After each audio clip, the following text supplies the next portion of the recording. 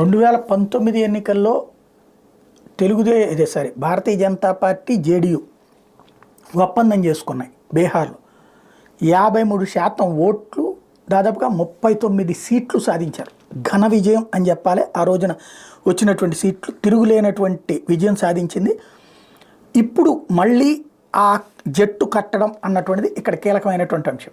అయితే ఈ దఫా చూస్తే ఈ మహాగఠబంధన్ పేరుతో లాలు, కాంగ్రెస్ వీళ్ళందరూ జట్టు కట్టడం, ఇటు పక్కన భారతీయ జనతా పార్టీ మరొక వైపున ఎన్డీఏగా అక్కడ పోటీ చేస్తుంటాం.